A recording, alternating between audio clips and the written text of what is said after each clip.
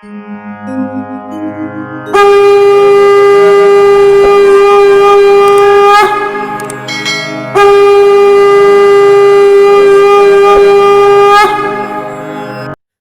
जाइछि श्रावण मास, श्री श्री बड़मांकर जन्म मास। प्रतिटी समर्पित भक्त प्राणरे भक्ति नैवेद्य पाई ज्ञान ज्योतिर मातृचिंतनर अवतारणा। परम पुरुष और परम प्रकृतिर लीला को नहीं एथरर उपस्थापना मातृचिंतन। यही लीला स्तबकर अभिनिवेदन शुणन्तु आर्तत्रयଙ୍କ कंठरु। ओम स्वयं ज्योति स्वर्णकाया सरसी रूपे संस्थितां प्रकृति स्वामधिष्ठायं आविर्भूतो कल्पान्तरे मूर्त ब्रह्म स्वरूपिणी श्री बुद्धि मुक्तिदायिनी पुरुषोत्तम वल्लभी प्रणमामि विश्वमाता। हे जगज्जननी अखिल विश्वर सृजनी शक्ति धारिका हिरण्यगर्भा सुवर्णमय तुम धान करी आपण स्वर्णकाय धारण करी अखिल मातृशक्तिर मूर्तिमंत प्रकट। केते कल्परे माँ तुमर ए मनुष्य देह धारण जुग पुरुषोत्तमर लीला वैभवर माधुर्य प्रकटन पाई। हे मूर्त ब्रह्म स्वरूपिणी निजर मैस्तंबी माया को वशीभूत करी आपण अंत प्राण रे प्रति जीवर चेतना भितरे श्री मुक्ति श्रद्धा दान करिबा पाई पुरुषोत्तमंकर लीला विलासिनी सरसी देवी रूपरे आज आविर्भूत। श्रावण मासर रस सच्छल कृष्णा द्वादशी तिथिर प्रात लग्न आपण आसीचंती एई धूली धरणी की सेदिन बिछेई देइछंती आपणकर कोमल श्रीपद दुईटी एई धरणीर पादपीठ तले। वर्षा राति रजनी तार कल्याणर दीपर अरुण आलोक रश्मिर स्वर्णाम छटा आज विच्छुरित करिछि। माँ भागवती देहरे आपण तो शास्त्र वाक्यरे त्रिपुरा सुंदरी रहस्यरे देवी भागवतरे ऋषि कंठरे आपण को अनुभवी ऋषि उद्घोष करिसेंती। समस्त देवतांकर शरीर दैवी शक्तिर समाहरित आपणकर कल्याण दान पाई आविर्भूत परमापकृति। आपण समस्त देवतांकर तेज पुंजरे आपण समुद्भव ब्रह्मस्वरूपिणी परम वैष्णवी। आपण सृजनी स्थिति पाई पुरुषोत्तंगर तपशक्ति संचारण पाई तांकर कृपाक्षरा मुहूर्त को जनमानसरे अनंत जुग धरी तोड़ी धरिबा पाई हे करुणामयी आपण विश्व वात्सल्य लालितर जो अमीय सौरभ प्रकाशन करी जुगधर लीला प्रकटित करिगले तार पटांतर नहीं। विश्व मातृत्वर शक्ति तत्वरे क्रियात्मक उद्दोलन होछि आपणक प्रति समर्पित भक्ति। मनीष भितरे दानवीय पशून्यता पाई एवं दैवी मानवीय चेतना रे अनंत माधुर्यर शक्ति स्वरूप प्रकाश पाई तो आपणकर लीलावतरण कारण आपण तो स्वेच्छारे पुरुषोत्तमकर प्रभा अभिव्यक्तिर एक सौरभित पूर्णतार रूप कल्याणमयी जननी निज तुंडरे आपण निजे जानती प्रभु किए। तेणु प्रभु निजे निजे तुंडरे भी प्रकाश करी कहते जेतेबेले आर्ति अर्थार्थी दुखी अंत प्राण भितरे निराशार दहन ज्वालारे वात्सल्य हरा अवस्था नहीं आपणकर चरणाश्रित हुअन्ति। आपण सेतेबेले श्री श्री ठाकुर आपण पाखु तो पठे देइछन्ति। ठाकुरଙ୍କର तो निज तुंड अपूर्व उद्भोग जा बड़ बो पाखु जा सी पारिबो ता कथा मानिमु। केते निसंतान को संतान गौरव रे गौरवान्वित करिसेंति तो आपण असंख्य लोक जनमानसर एई स्मृति ଖାଲି ସ୍ମୃତି ନୁହେଁ, ଏହି ଅନୁଭୂତି ଆଜି ଅନନ୍ତ ଜୀବନ ପାଇଁ ଆପଣଙ୍କୁ ରହସ୍ୟମୟୀ ଦୈବୀ ପ୍ରଭାରେ ପ୍ରଭାମଣ୍ଡିତ କରିଛି। ଆପଣଙ୍କ ଦୈବୀ ବିଭାଗରେ ପ୍ରକଟିତ କୃପା ସ୍ୱାଦନ କରିଛନ୍ତି ଶୁଦ୍ଧ ସମର୍ପିତ ଭକ୍ତ ପ୍ରାଣ। ତେଣୁ ତ ଆମେ ଆପଣ ସମସ୍ତଙ୍କ ପାଖରେ ବିଶ୍ୱଜନନୀ ଜଗଜ୍ଜନନୀ, ଆପଣ ତ ବିଶ୍ୱ ଆନନ୍ଦର ମୂଳ ହେତୁ, ସମସ୍ତଙ୍କର ଜନ୍ମଦାତ୍ରୀ, ସମଗ୍ର ପ୍ରାଣୀ ଜଗତର ଜୀବନ, ଆପଣଙ୍କର ଦିବ୍ୟ ଦୃଷ୍ଟିର ଅନ୍ତ ଜଗତର ପ୍ରୟୋଗ ସିଦ୍ଧ ମାନବୀୟ ଚଳନର ଅନ୍ତରାଳରେ ମଣିଷର ଦୈନନ୍ଦିନ ଚର୍ଯ୍ୟାର ଜ୍ୱଳନ୍ତ ମାତୃଶକ୍ତିର ଚେତନୋଦ୍ଦୀପୀ ଭାଗବତ ସତାର ପ୍ରକାଶ ରହସ୍ୟ ହେଉଛି ଲୀଳା। ତେଣୁ ତ ଆପଣ ଆବିର୍ଭୂତ। ରାମ ତାପନୀୟ ଉପନିଷଦର ବାକ୍ୟ ହେଉଛି ଆବିର୍ଭୂତଂ ସ୍ୱୟଂ ବିଭୁ ଅଜ ଅମର ଶାଶ୍ୱତଂ। ଏହି ଶାଶ୍ୱତ ଅଜ ଅମର ମାତୃଶକ୍ତି ଆପଣ ନିଜେ ସହଜ ଭାବରେ ବିଶ୍ୱାଚରଚରରେ ଲକ୍ଷ୍ମୀ ମା ହୋଇ ଉଠିଛନ୍ତି। କାହାର ଆରୋପ ଦ୍ୱାରା ନୁହେଁ, ନିଜର ସହଦ ଦୈନନ୍ଦିନ ସଂସାର ଚଳନ ସଂସାର ଲୀଳା ମାଧୁର୍ଯ୍ୟ ଭିତରେ। ହେ ଜନନୀ, ଆଜି ଆପଣଙ୍କର ଏଇ ଜନ୍ମ ମାସ ଶ୍ରାବଣ ମାସ, ଆଉ ଶ୍ରାବଣ ଦ୍ୱାଦଶୀରେ ତ ଆପଣ ଏଇ ପୃଥିବୀକି ପବିତ୍ର କରିଥିଲେ। ଆପଣଙ୍କର ମାନବୀୟ ଅନନ୍ତ ଦୈବୀ ପୁଷ୍ପ ସୌରଭର ପ୍ରକଟିତ କରି ଯାଇଛନ୍ତି। ଅଖିଳ ମାତୃଶକ୍ତିର ଲାଳିତ୍ୟ ଭରା ଜନନୀତ୍ୱ ଓ ବାତ୍ସଲ୍ୟତାର ସୌରଭ ବିତରଣ କରି ପ୍ରତିଟି ନାରୀ ଜୀବନର ପ୍ରାଣର ଜାଗରଣ ଶକ୍ତି ଛାନ୍ଦୋଗ୍ୟର ଋଷି କଣ୍ଠରେ ସେଥିପାଇଁ ଉଦ୍ଘୋଷ ହୋଇଛି। ଆପଣଙ୍କ ପରମା ବୈଷ୍ଣବୀ ଶକ୍ତିକି ଦେଖି ସେଦିନ କହିଲେ ହିରଣ୍ୟ ଏବୋ ଅନ୍ତରାଦିତ୍ୟେ ହିରଣ୍ମୟଃ ଦୃଶ୍ୟତେ ଆପ୍ରାଣ ବିଶ୍ୱାତୁ ସର୍ବଏବ ସୁବର୍ଣ୍ଣଃ।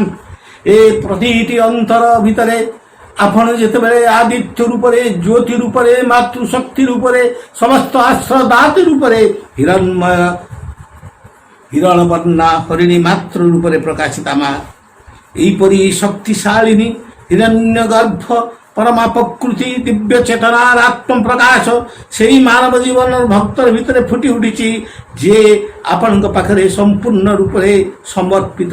ସେହି ଅବୁଝା ଛୁଆଟି ଭଳି ଆପଣଙ୍କ ପାଖରେ ଅଳି କରେ ପ୍ରଭୁ। ଆପଣ ପ୍ରତିଟି ଆଜିର ଏଇ ମାତୃ ଜଗତକୁ, ପ୍ରତିଟି ବିଶ୍ୱ ମାତୃ ଜୀବନରେ ନାରୀ ଶକ୍ତିର ସେହି ଦିବ୍ୟ ଆଦ୍ଭନ୍ତ ତେଜ ପୁତ୍ରର କରୁଣାର ଅଜସ୍ର ରଶ୍ମି ରେଖା ଦାନ କରନ୍ତୁ ଆପଣଙ୍କର ଏହି ଜନ୍ମବାସରେ ମା। ପ୍ରତିଟି ମାନବୀୟ ମାତୃ ଅନ୍ତରରୁ ପିଶାଚୀ ଅନ୍ଧକାରର ଦୂରୀଭୂତ ହୋଇ ସଂସାରକୁ ଆଲୋକିତ କରି ଆଜି ପ୍ରତିଟି ମା ଗାଇ ଉଠନ୍ତୁ। ଆପଣଙ୍କ ଶ୍ରୀପାଦ ପଦ୍ମତଳେ ଆପଣଙ୍କ ଲୀଳା ବିଭବକୁ ଅନୁଭବ କରନ୍ତୁ। ଗଙ୍ଗା ଜଳରେ ଗଙ୍ଗା ପୂଜା କରିବାର ନ୍ୟାୟରେ ମା ତୁମର କରୁଣାକ୍ଷରିତ ନିଜ ଶ୍ରୀମୁଖରୁ ସହଜ ସ୍ୱୀକୃତି ପରିଚୟ ହେଲା। ସେହି ଦୈବୀ ଗୁଣମୟୀ ମାକୁ ଜାଣିବାର ଏକ ସ୍ମୃତି ମୁହୂର୍ତ୍ତ ଆଜି ପ୍ରଥମରୁ ଆରମ୍ଭର ଉଦ୍ଘୋଷରେ ଆପଣଙ୍କ ପାଖରେ ସମର୍ପଣ କରେ। ତୁମେ ତ ତୁମର ଅନୁଭୂତିକୁ ଆଉ ଲୁଚାଇ ପାରିବନି ମା, କାରଣ ଗୀତା ମୁଖରେ ଶ୍ରୀକୃଷ୍ଣ ଯେଭଳି କହିଥିଲି ଦୈବୀ ହୈଷା ଗୁଣମୟୀ ମମ ମାୟା ଦୂରତ୍ୱୟା ମାମେ ବଞ୍ଜେ ପ୍ରପଦ୍ୟନ୍ତେ ମାୟାଂ ମେ ତନ୍ତରନ୍ତି। ଠିକ୍ ସେଇଭଳି ଆପଣଙ୍କର ଗୁଣମୟୀ ଦୈବୀ ମାୟାର ଲୀଳାକୁ କିଏ ବୁଝିବ? ଯିଏ ସମ୍ପୂର୍ଣ୍ଣ ସମର୍ପିତ ହେଇଥିବ ଶ୍ରଦ୍ଧା ଭକ୍ତିରେ। ଯେଉଁ ଛୁଆଟି ଆପଣଙ୍କ ଶ୍ରୀପାଦ ପଦ୍ମ ତଳେ ଜାବୁଡ଼ି ଧରିଥିବ, ଆପଣ ତା ପାଖରେ ତ ଧରା ଦିଅନ୍ତି। ସେଇଭଳି ଆପଣ ଧରା ପଡ଼ିଛନ୍ତି। ତୁମେ ଅପ୍ରମେୟ ମା, ତୁମେ ତୁମର ଉପମା। ପୁରାଣ ଶାସ୍ତ୍ର ତ ବୁଝେଇ ହୁଏନି, ବୁଝି ହୁଏ ଆପଣଙ୍କର ସୁହାଗ ସୁନ୍ଦୂତ ସେଇ ପ୍ରଥମ ଦର୍ଶନରେ ସୁହାବ ଘରା ମାତୃହୃଦୟର ଡାକ, କିରେ ଭଲ ଆছিস, খেয়েছিস তো? ଏବେ ବି ପ୍ରାଣତନ୍ତ୍ରରେ ସେଇ ଦୈବୀ ଚେତନାର ବିସ୍ଫୋରଣ ସାଇତି ରଖି ଅନନ୍ତ ଯୁଗର ମଣିଷମାନଙ୍କ ପାଇଁ ତାହା ହିଁ ସମ୍ବଳ ବୋଲି ଆମେ କହୁ। ଆପଣଙ୍କର ମାନବୀୟ ସ୍ୱାଭାବିକ ଗୃହିଣୀ ଜୀବନର ଦୈବୀ ଲୀଳାହାର ଏହି ସ୍ତବକଟି ଆଜି ଅଖିଳ ସତ୍ସଙ୍ଗ ଶ୍ରୀ ଶ୍ରୀ ବଡ଼ମାଙ୍କୁ ଲକ୍ଷ୍ମୀ ମାତା ରୂପେ ପୂଜା କରୁଛନ୍ତି। ଆରୋପ କରି ନୁହେଁ, କଳ୍ପନା କରି ନୁହେଁ, ଶାସ୍ତ୍ରୀୟ ପରିଭାଷାରେ ପରିମାପିତ କରି ନୁହେଁ ଅନ୍ତଃପ୍ରାଣର ସତ୍ତ ଉଚ୍ଛଳା ମାତୃ ପ୍ରେମର କ୍ଷୀରୋଦ ସମୁଦ୍ରର ମମତାର ବାତ୍ସଲ୍ୟ ରସ ଭକ୍ତି ଭିଜା ସମର୍ପଣରେ ନିଜେ ହିଁ ଧରା ପଡ଼ିଯାଇଛନ୍ତି ମା। ପାବନା ଜିଲ୍ଲାର ଗାଡ଼ାଧ ଗ୍ରାମର ବାସିନ୍ଦା ହେମାଙ୍ଗିନୀ ଦେବୀଙ୍କ ପାଖରେ ଶ୍ରୀ ଠାକୁରଙ୍କର ଚରଣାଶ୍ରିତା ସିଏ। ଏହି ଭକ୍ତି ମାଟି ପରବର୍ତ୍ତୀ ସମୟରେ ରାୟଗଞ୍ଜର କାଞ୍ଚନପଲ୍ଲୀରେ ଆସି ରହନ୍ତି। ତାପରେ ଲକ୍ଷ୍ମୀ ପ୍ରତିମା ପ୍ରତିଦିନ ତାଙ୍କର ପୂଜା କରିବାର ଗୋଟିଏ ଅଭ୍ୟାସ କରନ୍ତି ଏବଂ ପୂଜା ଅନ୍ତେ ଲକ୍ଷ୍ମୀ ପ୍ରତିମାଙ୍କୁ ସେ ନୈବେଦ୍ୟାନ୍ତେ ସୁପାରି ପାନ ଏବଂ ଗୁଆ ଦାନ କରନ୍ତି। ପ୍ରତିଦିନ ଏହି ମଣିଷର ଅଭ୍ୟସ୍ତ ସଂସ୍କାର ଅନ୍ତରାଳରେ ମଣିଷର ପ୍ରକୃତ ମଙ୍ଗଳ ନିହିତ ଥାଏ। ଏଇଟା ତ ଠାକୁରଙ୍କ କଥା ନ୍ୟାୟରେ ଆପଣଙ୍କ ଜୀବନରେ ସେଇଠି ଧରା ପଡ଼ିଯାଇଛି। ସେଇ ହେମାଙ୍ଗିନୀ ଦେବୀ ଦିନେ ପୂଜାନ୍ତେ ନୈବେଦ୍ୟ ସମର୍ପଣ ସମୟରେ ପାନ ଗୁଆ ଦେଲାବେଳେ ମୂର୍ତ୍ତିଙ୍କୁ ସମର୍ପଣ କଲାବେଳେ ମୂର୍ତ୍ତିଙ୍କ ହସ୍ତରୁ ପାନ ଗୁଆଟି ଖସି ପଡ଼ିଲା। ତାପରେ ସେ ମନେ ମନେ ସେଇ ସମୟରେ ତାଙ୍କ ମନରେ ଉଦ୍ରେକ ହେଲା, ଏଇ ପାନଗୁଆ ମୁଁ ମୋ ଘରେ ଥିବା ଲକ୍ଷ୍ମୀ ପ୍ରତିମାଙ୍କୁ ପୂଜା କରୁଛି, ଆଉ ଜୀବନ୍ତ ଲକ୍ଷ୍ମୀ ପୁରୁଷୋତ୍ତମଙ୍କର ଲୀଳା ପୂରଣକାରୀ ଯେ ସତ୍ତାମୟୀ କରୁଣାମୟୀ ଜନନୀ, ତାଙ୍କୁ ମୁଁ ଥରେ ପାନଗୁଆ ଦେବିନି କି? ମନରେ ଏଇ ସଞ୍ଚିତ ଅଭିଳାଷ ଧାରଣ କରି ସେ ଯେତେବେଳେ ଗଲେ ସେତେବେଳେ ଆପଣ ତ ପାନଗୁଆ ଧରି ଯେତେବେଳେ ଗଲେ ଆପଣ ସେହି ସମୟରେ ଦାଲାନ ଘର ସିମେଣ୍ଟ ହୋଇନଥିବା ବାରଣ୍ଡାରେ ସପ ପକାଇ ଗଡ଼ପଡ଼ ହେଉଥିଲେ। ହାବୁଡ଼ା ଖାବୁଡ଼ା ସେ ଜାଗା। ଆଉ ହେମାଙ୍ଗିନୀ ମା ପାନଗୁଆକୁ ନେଇ ଚାଲି ଯାଉଥିବା ଦୂରରୁ ଦେଖି ବଡ଼ ମା ଆପଣ ନିଜେ ତ ତାଙ୍କୁ ଡାକି କହିଲେ, ଏଇ ଦେଖ ହେମାଙ୍ଗିନୀ, ମୁଁ କିନ୍ତୁ ସୁଧୀର ଦାସର ଦୋକାନରୁ ମିଠା ପାନ ଖାଏ। ସେ କୁଆଡ଼େ ବୁଝିବେ କୃପାଧନ୍ୟର କୃପା ଉନ୍ମେଷର ମୁହୂର୍ତ୍ତର କଥା। ଏଇ ଭକ୍ତଟିର ଜୀବନର ସେଦିନ ଏକ ଅପୂର୍ବ ଘଟଣା ଘଟିଥିଲା। ହେମାଙ୍ଗିନୀ ମା ନିଜେ ଯାଇ ସୁଧୀର ଦାସ ଭାଇ ଦୋକାନରୁ ପାନଗୁଆ ମିଠା ପାନଗୁଆ ଆଣି ଯେତେବେଳେ ଦେଲେ ସେତେବେଳେ ଆପଣ ଗୋଟିଏ ରହସ୍ୟ ଭରା ହସ ହସି ଦେଇଥିଲେ। ଭଜତେ ତାଦୃଶୀ ଭାବ ଯଦୃଶୀ ସିଦ୍ଧି ଭବତେ। ସେଇଦିନ ଏଇ ପାନଗୁଆ ଦେବାର ହେମାଙ୍ଗିନୀ ମାଙ୍କୁ ଆଲକ୍ଷ୍ୟ କରି ଅନନ୍ତ ଜଗତ ପାଇଁ ଆପଣ ଆପଣଙ୍କର ଦୈବ ଲକ୍ଷ୍ମୀ ପ୍ରତିମା ପ୍ରକାଶିତ ମୁହୂର୍ତ୍ତର କରୁଣା ମୁହୂର୍ତ୍ତଟିକି ଜନମାଂସରେ ଆଜି ପ୍ରକଟିତ କରିଦେଇଛନ୍ତି। এই দৈবী হৈସା ଗୁଣମୟୀ ମମ ମାୟା ଦୂରତୟା, ଆପଣଙ୍କର ଅଗମ୍ୟ ଦୂର ମାୟାକୁ ଅତିକ୍ରମ କରି ଆପଣ ନିଜେ ଧରା ଦେଲେ। ଯେତେବେଳେ ହେମାଙ୍ଗିନୀ ମା ଆପଣଙ୍କ ହାତକୁ ପାନ ଦେଇ ପ୍ରଣାମ କରନ୍ତି ସେତେବେଳେ ତାଙ୍କ ମନ ଭିତରେ କିଏ ଜଗେଇ ଦେଲା? ସେ ସେତିକି ବେଳେ କହିଲେ, ମା ମୋର ଇଚ୍ଛା ହେଉଛି ଏଇ ପିତ୍ତଳ ଲକ୍ଷ୍ମୀ ମୂର୍ତ୍ତି ପରିବର୍ତ୍ତରେ ଆପଣଙ୍କ ମୂର୍ତ୍ତି ତଳେ ଯଦି ମୁଁ ଲକ୍ଷ୍ମୀ ପୂଜା କରେ କେମିତି ହୁଅନ୍ତି? ସ୍ୱାଗତ ଅର୍ପିତ ଲାଳିତ ଗମ୍ଭୀର ଛଟାରେ ସେଦିନ ଆପଣ କହିଥିଲେ, ହଁ ଯଦି ତୋର ଇଚ୍ଛା ହୁଏ କରିପାରୁ। ଏଇ ସହଜ ପରିଚୋକ୍ତିତ ଆପଣଙ୍କର ସେଇ ସ୍ୱୟମ୍ଭୁ ଭକ୍ତକୁ ଅନୁଗ୍ରହ କରିବା ପାଇଁ, ତାଙ୍କର ଦେହ ଧାରଣ କରିବା ପାଇଁ ଲୀଳା ତତ୍ତ୍ୱର ମୋଚନ କୃପା ମୁହୂର୍ତ୍ତ ସେଦିନ ଦେଖେଇ ଗଲେ। ନିତ୍ୟ ସଂସାର ଲୀଳାରେ ହେମାଙ୍ଗିନୀ ମା ସେଦିନ ଖାଲି କୃପା ପାଇଲେ ନାହିଁ, କୃପା ଧନ୍ୟ ହେଲେ, କୃପାରେ ସ୍ନାତ ହେଲେ। ଅଖିଳ ନାରୀ ଜଗତକୁ ଆଜି ଆପଣଙ୍କର ଏଇ ଜନ୍ମ ମାସର ପ୍ରାରମ୍ଭର ଏଇ ବାର୍ତ୍ତା ହେମାଙ୍ଗିନୀ ମାଙ୍କର ଜୀବନରେ ଘଟିଥିଲା ଅନୁଭୂତିର ସେଇ ସ୍ମୃତି ବିଜା ମୁହୂର୍ତ୍ତଟି। ହେମାଙ୍ଗିନୀ ମାଙ୍କର ମନର ସେ ସମୟର ଇଚ୍ଛାକୁ ଆପଣ ହେ ଜଗଜ୍ଜନନୀ ଅନ୍ତରାଳଚାରିଣୀ ଆପଣ ଉଦ୍ଧାର ଲୀଳା ମୁହୂର୍ତ୍ତରେ କହିଲେ ଭକ୍ତି ଜର୍ଜର କଣ୍ଠରେ ଲକ୍ଷ୍ମୀ ମା ଲକ୍ଷ୍ମୀ ପ୍ରତିମାର ବଦଳରେ ଆପଣଙ୍କର ଛବି ବସାଇ ସେଇଦିନଠୁ ପୂଜା କଲେ। ଏକଥା କ'ଣ ଆପଣ ନିଜେ ଅସ୍ୱୀକାର କରିପାରିବେ? ଏଇ ତେଣୁ ତ ଶ୍ରୀମଦ୍ ଭଗବତରେ କୁହାଯାଇଛି ଅନୁଗ୍ରହାୟ ଭୂତାନଂ ମାନୁଷୀ ଦେହମାଶ୍ରିତଂ ଭଜନ୍ତେ ତାଦୃଶୀ କ୍ରୀଡ଼ା ଯା ଶ୍ରୁତ୍ୱା ତତ୍ପରୋ ଲଭେ। ଯେଉଁ ମାନବ ଲୀଳାର କ୍ରୀଡ଼ା ଶୁଣି ମଣିଷ ପରାତ୍ପର ବ୍ରହ୍ମ ଦିବ୍ୟ ଶକ୍ତିରେ କୃପାସ୍ନାତ ହୁଏ, ଆପଣ ତ ତାର ମୂର୍ତ୍ତିମନ୍ତୀ ପ୍ରତୀକ।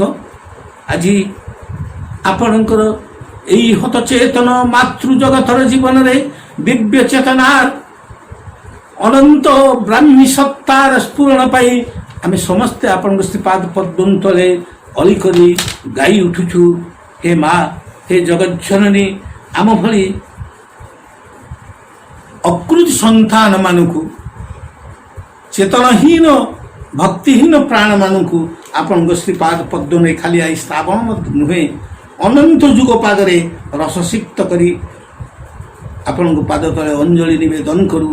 ସର୍ବଭୀତି ନାଶିନୀ ଚ ବିଶ୍ୱମାତୃ ସ୍ୱରୂପିଣୀ ସର୍ବତାପହାରିଣୀ ବିଶ୍ୱକ୍ଲେଶ ନିବାରିଣୀ ଦୁଗ୍ଧଫେନ ନିଭାତନଂ ପୁରୁଷୋତ୍ତମ ବଲ୍ଲଭେ ରାମ ଗୋପାଳ ନନ୍ଦିନୀ ସରସୀ ଦେବୀ ତ୍ରାହିଣଂ। ହେ ରାମ ଗୋପାଳଙ୍କର କନ୍ୟା, ହେ ଯୁଗ ପୁରୁଷୋତ୍ତମଙ୍କର ଲୀଳା ବଲ୍ଲଭୀ, ଆମମାନଙ୍କୁ ତ୍ରାଣ କରନ୍ତୁ। ପ୍ରତିଟି ମାତୃ ଜୀବନରେ ସେଇ ମାତୃ ବୈଶିଷ୍ଟ୍ୟର ଅଷ୍ଟ ଶକ୍ତି ଧାରଣ କରି ଦୈବୀ ବିବାହରେ ଅଷ୍ଟ ବାହୁଧାରିଣୀ ଦୁର୍ଗତି ତାରିଣୀ ରୂପରେ ସଂସାର ଜୀବନକୁ ସଜଳ କରନ୍ତୁ। ଆଜି ଆପଣଙ୍କ ପାଦ ତଳେ ଆମମାନଙ୍କର ଏତିକି ଅଳି, ଏତିକି ବିନତି।